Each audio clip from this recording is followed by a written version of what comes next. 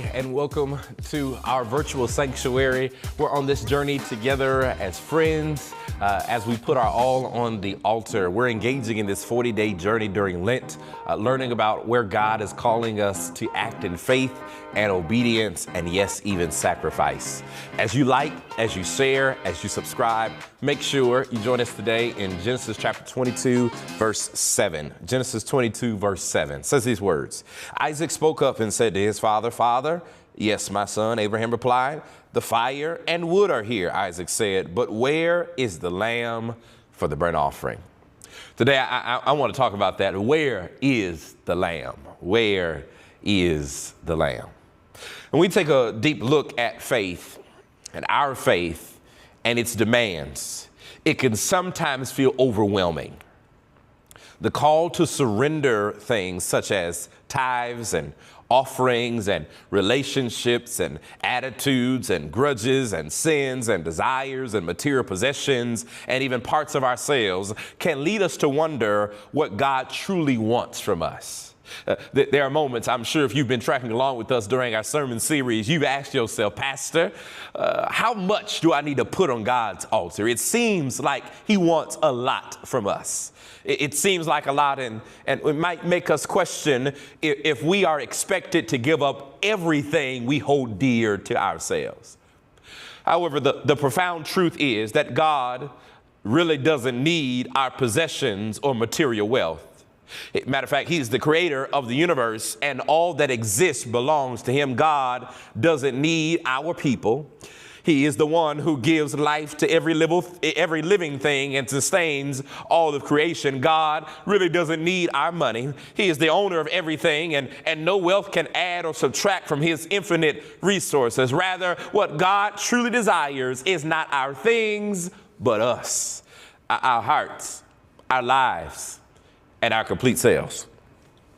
This truth is vividly illustrated in our story today of Isaac and Abraham. As they climb the mountain together to sacrifice, Isaac is accustomed to seeing a tangible offering on the altar, something of value to present to God.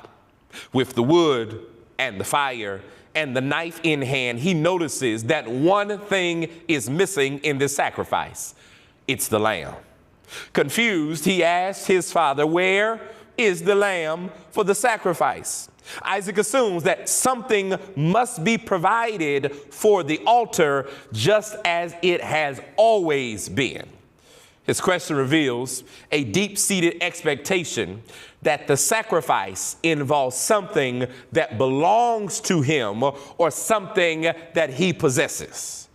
But the moment of revelation comes when Abraham answers, "God will provide the lamb." The true lesson, however, is that Isaac himself is the offering. There is no lamb to be sacrificed because Isaac is the sacrifice. In that moment, Isaac learns that God doesn't desire his possessions, his gifts, or his offerings in the usual sense. What God wants is Isaac himself. This moment in Isaac's life echoes a profound truth for us today. We too can become so accustomed to offering our wealth, our talents, our relationships, and our material possessions to God that we miss the deeper calling. God doesn't want our stuff. He wants us, our whole being. It's easy to focus on the external things that we can give him, such as money or our time. But the ultimate purpose is that God wants us fully devoted to him, free from the distractions of this world.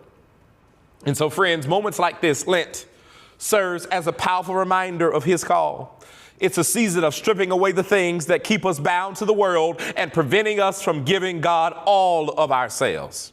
The things we lay down during Lent, whether they be our attachment to material possessions, unhealthy habits, sinful habits, unhealthy relationships, hear me, are not ends in themselves, but they are tools to help us realize what God truly desires is our whole heart, our whole mind, and our whole soul. The journey through Lent invites us to place ourselves on the altar, to surrender our lives completely to God, and to recognize that He is the only one who can fully fulfill us. The goal is not simply to give things up, but to give ourselves completely with no distractions to the one who gave us everything. Ultimately, friends, the lesson is clear. God doesn't want our stuff. He wants us. And the invitation of faith is to place ourselves, our hearts, our lives, and all that we are on the altar, ready to be fully devoted unto the Lord. Friends, continue to join us every single day as we look at where God is calling us to place our all on His altar. You can join us on any of our social media platforms by going to our JWC app or even our website and trekking along with us each and every day. Friends, while you're here, I want to invite each and every one of you to go to all of our social media platforms and press that follow or subscribe button.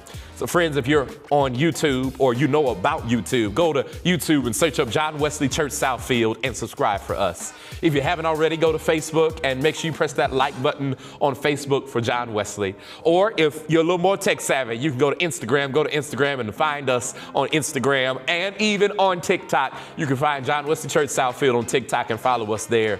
We want you to be informed and follow us everywhere. We are striving to serve God's people, even online. We'll see you next time.